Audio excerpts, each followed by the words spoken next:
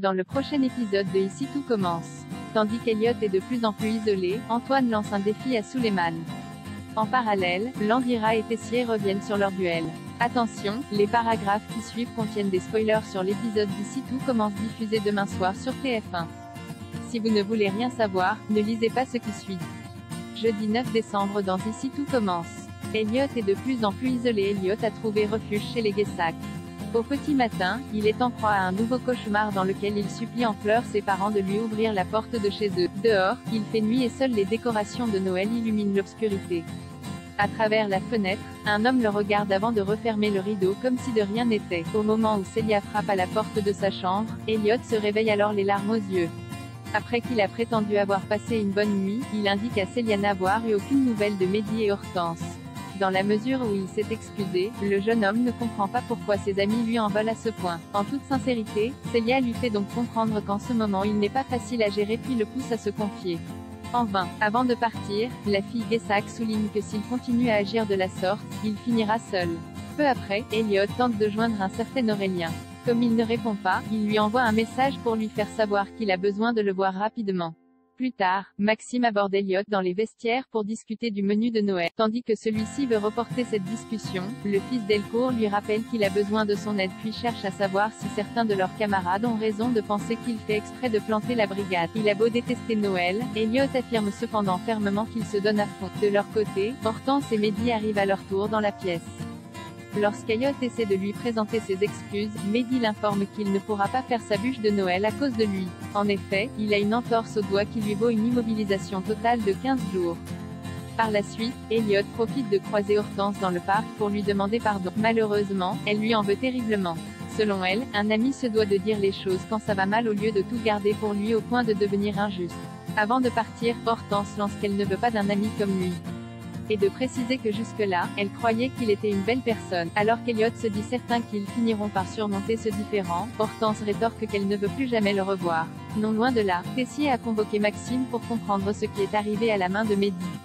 Pour couvrir Elliot, il prétend que son camarade a refermé la porte de la chambre froide sur sa main. Au cours de la discussion, Maxime lui apprend qu'Elliot ne se souvient plus de sa recette.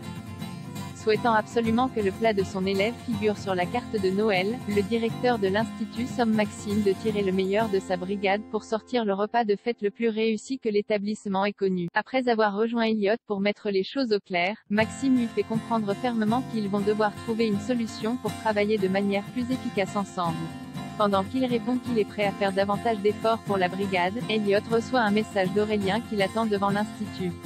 Sans attendre, Elliot va le voir et le prend chaleureusement dans les bras.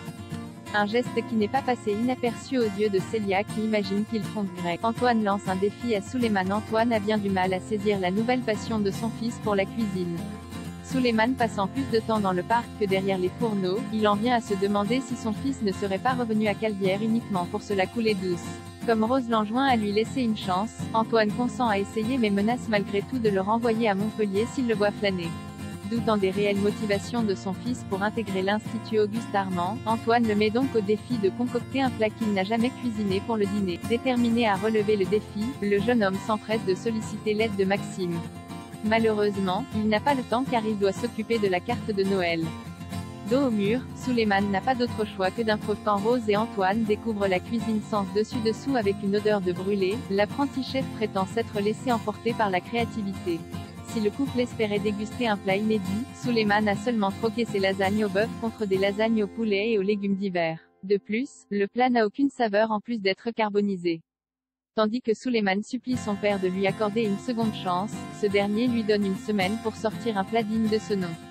Landira et Tessier reviennent sur leur duel pendant le cours de pâtisserie du chef Landira. Tessier surprend une conversation entre Lionel et Enzo qui sont persuadés que le directeur a laissé leur professeur remporter le duel. Pour mettre fin aux rumeurs, Emmanuel affirme donc devant l'ensemble des élèves que son protégé a réalisé une performance exceptionnelle et qu'il l'a battu dans les règles de l'art. En tant que mentor, Tessier se dit ensuite extrêmement fier de la victoire de son poulain qui est allé au-delà de ses espérances. Touché par son discours, Zachary reconnaît qu'il ne serait jamais devenu le pâtissier qu'il est sans lui. Malgré tout, il a bien compris que le duel culinaire avait pour unique but de le faire renouer avec sa créativité.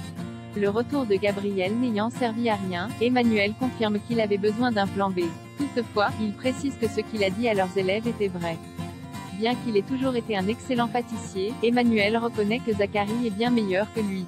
Pour sa part, Landira déclare qu'il lui doit beaucoup même s'il n'aime pas ses méthodes. Par la suite, Zachary se rend au Doubla pour dire au revoir à Gabrielle qui quitte l'institut pour travailler dans un restaurant étoilé. L'occasion de lui dire tout ce qu'il pense d'elle et d'exprimer ses regrets pour ne pas avoir été à la hauteur à l'époque où ils étaient ensemble.